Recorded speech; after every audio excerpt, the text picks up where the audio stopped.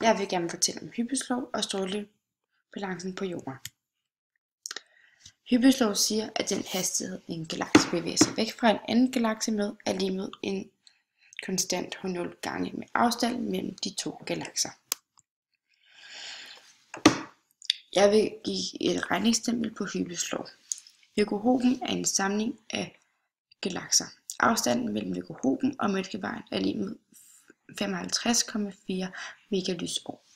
Jeg beregner den hastighed, som Virgo-Hoben bevæger sig væk fra Mælkevejen med, ved at indsætte afstanden mellem Virgo-Hoben og Mælkevejen i Hubbles lov. Farten beregnes til 1218,8 km per sekund. Det vil sige, at hastigheden Virgo-Hoben bevæger sig væk fra Mælkevejen med er 1218,8 km per sekund. Jeg vil beregne, hvor lang tid siden det er, at Virgo-Hoben og Mælkevejen var på samme sted. Først beregner jeg, hvor mange kilometer 55,4 megalysår er. Jeg ved, at et lysår er lig med lysets hastighed er lig med 9,46 gange 10 i 12 km per år. Når jeg kender lysets hastighed, kan jeg beregne, hvor mange kilometer der er mellem Mælkevejen og Virgo-Hoben ved at gange, hvor langt lyset når på et år med, hvor mange lysår der er mellem Virgo-Hoben og Mælkevejen.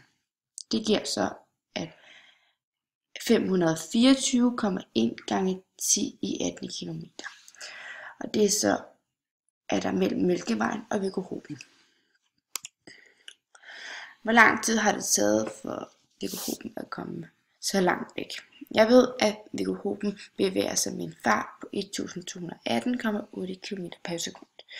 Så jeg siger, at hastigheden er lige med afstanden divideret med tid, og det er så det samme som tid er lige med afstand divideret med hastighed. Jeg beregner tiden, det har taget Virgo-Hoben at komme 524,1 gange 10 i 18 km væk fra Mælkevejen. Tid er lig med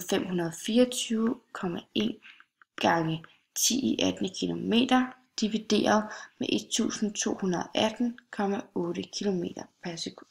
Og det er så lig med 4,3 gange 10 i 17 sekunder. Jeg omregner 4,3 gange 10 i 17 sekund til år.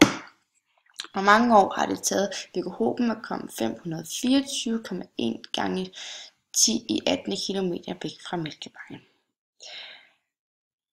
4,3 gange 10 i 17 sekund divideret med 60 sekunder per minut gange 60 minutter i timen gange 24 timer gange 365 dage.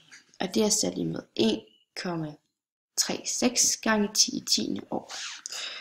Det vil sige, at det har taget Virgo-Hoben 13,6 milliarder år at komme så langt væk fra Mælkevejen, som den er nu. Det vil sige, at tidspunktet, de var på samme sted, var cirka da universet blev dannet. Det kosmologiske princip siger, at Hubbles lov er eneste mulige sammenhæng mellem afstand og hastigheden under forudsætning af universet er homogent, universet er isotop. Det kopernikanske princip siger, at vi befinder os ikke i universets centrum. Vi ser universet, som det ser ud, på det sted, vi kigger fra. Altså, lige meget hvor vi står og kigger i universet, vil det se ens ud, og Hubbles lov vil gælde.